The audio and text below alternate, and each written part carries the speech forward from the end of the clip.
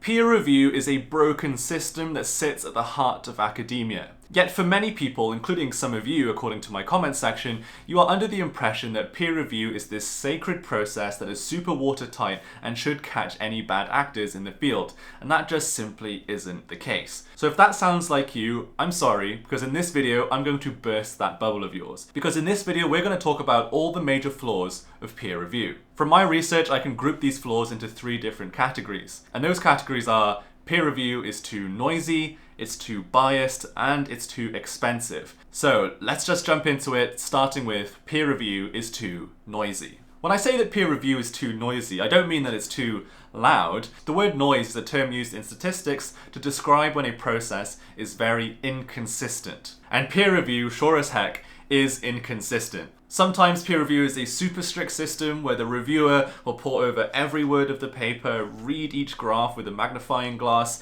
and look at every single data point in your dataset. And sometimes peer review is more like this guy.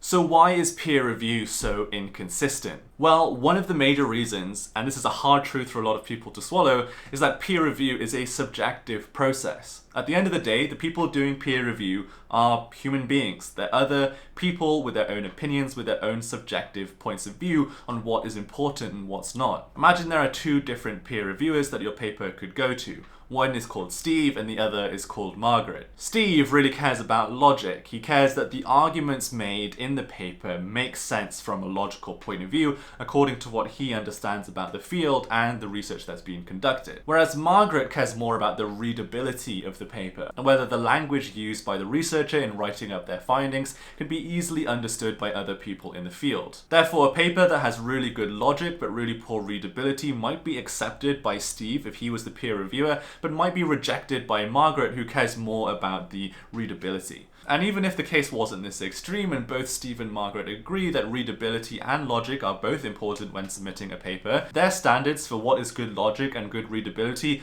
might be vastly different as well. All of this subjectivity and difference between the different peer reviewers means that the outcome of peer review can be very different depending on who your peer reviewer is. Additionally, because people who do peer review do it for free, it means that they have to do peer review in their spare time. This means that the rigorousness of peer review is largely mediated by how busy the peer reviewer is at the time. For example, if the peer reviewer is just run into a bout of financial difficulty, they might be extremely stressed in their personal life. As a result of that, they're going to have a lot less free time and free mental space to pore over every detail of your paper and do a really thorough peer review. And so they're likely to either delay doing peer review for a very long time, or they'll just let it pass with very light checks.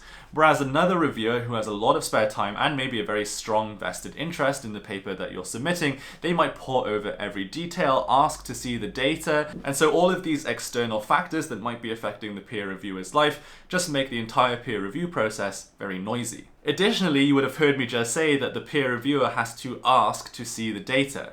And that's because seeing the data for a study is not often a requirement of peer review. In my recent video covering the Harvard fake data scandal involving Francesca Gino, many of you were wondering how the flaws in her data that seemed glaringly obvious on review weren't caught by the peer review process. Well, this is why. It's because data is not a requirement of peer review, and so major data flaws like this often pass through peer review without ever getting checked. Okay, so the second category of flaws with peer review is that this is an extremely biased system, and it can be biased for the researchers or against them, and both extremes are major problems. Let's start with when peer review is biased for the researcher. So the most obvious reason why a peer reviewer might be biased for the researcher publishing the paper is because that person is a famous name. For example, in the case of Francesca Gino, she was a top professor at Harvard University, one of the biggest names in behavioral science. When she submits a paper for peer review and people know that it's her who's submitting the paper, she's likely to be given much more favorable treatment compared to some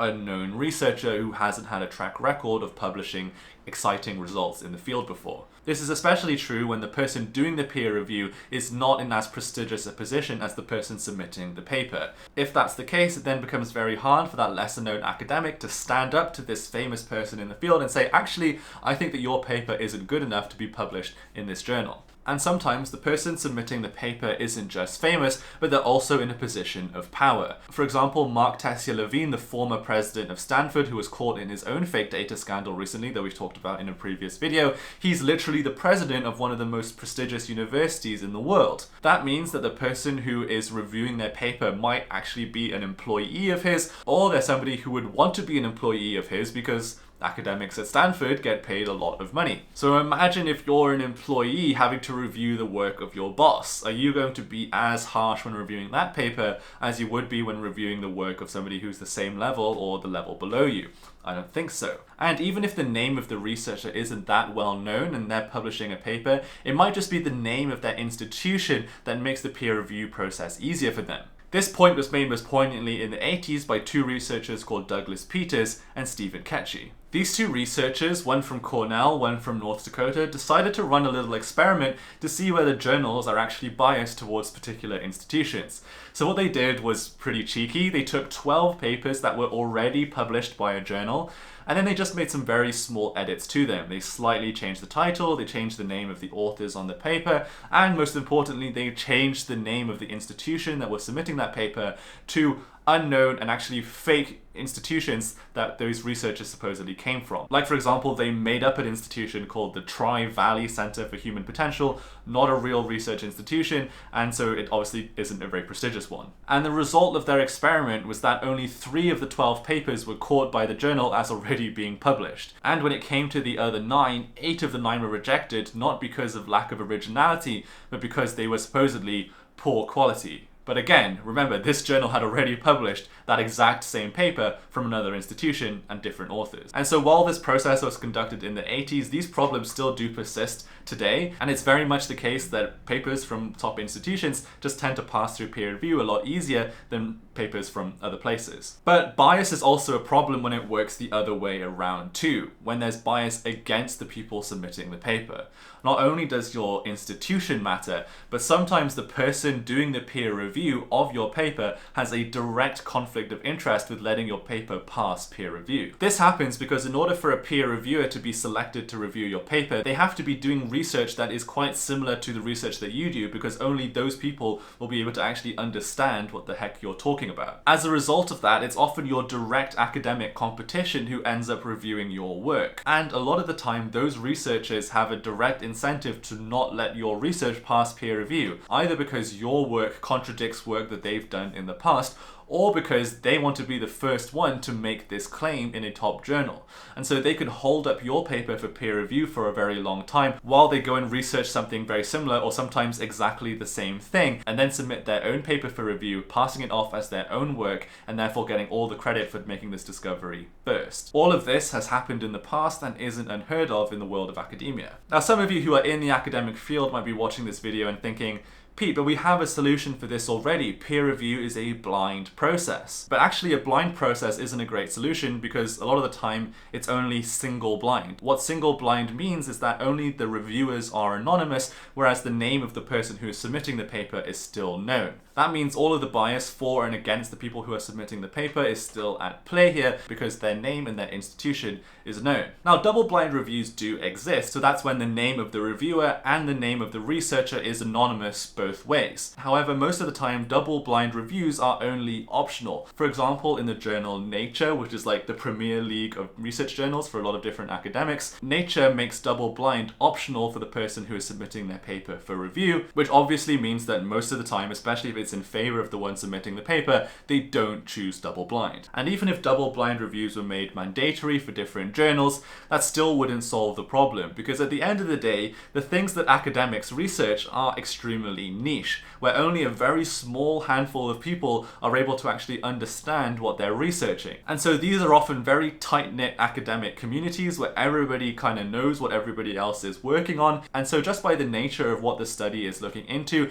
it's often pretty obvious to to the person who's peer reviewing it whose paper they're reading. And so when that is the case, how really blind is the review? And the final category of problems with peer review is that peer review is very expensive. And by expensive, I don't mean that people are literally paying money for peer review and that is extremely expensive. What I mean is that it is expensive in terms of the opportunity cost, which is a term that we use in economics to describe the cost of what you could be doing instead. And when you think about it, it seems obvious that the opportunity cost of peer review is huge. The people doing peer review are often top professors, highly qualified, highly paid individuals whose time is very expensive. And like I mentioned earlier, academics aren't paid to do peer review. Not only are they not paid to do peer review, but they often don't have time set aside in their work calendars to make peer review part of their work routine. Instead, researchers are kind of expected to do peer review in their spare time, which often means that it is deprioritized in their calendar because obviously they much rather be doing other things that actually earn them money. Things like doing their own research, things like writing books, things like doing big speaking gigs or teaching classes. All of those things benefit them directly, whereas doing peer review rarely does. Because it's deprioritized by those people, it often means that the researcher who's waiting for their paper to pass peer review sometimes have to wait extraordinarily long amounts of time in order for it to pass peer review. I've heard so many cases of researchers, even top researchers in the field, who have to wait years before their papers can pass peer review. This delay and time lag caused by peer review is not only a massive cost to the researcher, but potentially a massive cost for society as well.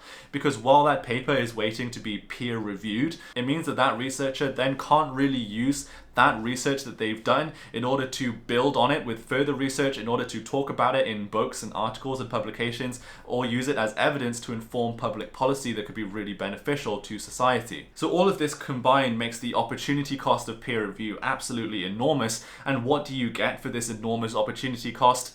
A weak and inconsistent system that can't even catch obvious cases of data fraud, like in the case of Francesca Gino and the case of Mark Tessier-Lavigne. Now, I don't think that this is an exhaustive list of problems with peer review. These are just some of the biggest ones that I could spot when I was doing research for this video. But I'm interested to hear what you think are the problems with peer review, both from people who are in academia and from those of you who are not. In the future, I'll likely make a video talking about some of the alternatives to the peer review system, like for example, the open science movement. So if you're interested in these kinds of topics and you want to hear more about that, then make sure you subscribe down below. And for those of you who made it to the end of this video, I just want to take a moment to thank you for 50,000 subscribers on this channel. 50,000. 50,000 is an absolutely massive milestone for any creator on the platform, so I just want to say thank you. I appreciate your support. I'm so glad that we can reach this big milestone while talking about some, pretty advanced topics in academia and science. I'm not making Mr. Beast style videos out here, but yet I'm so glad that it's managed to reach such a large audience. So thank you so much. I really appreciate the support, and I will keep making videos for you as long as you keep enjoying them. So thank you guys so much, and I will see you next time. Bye-bye.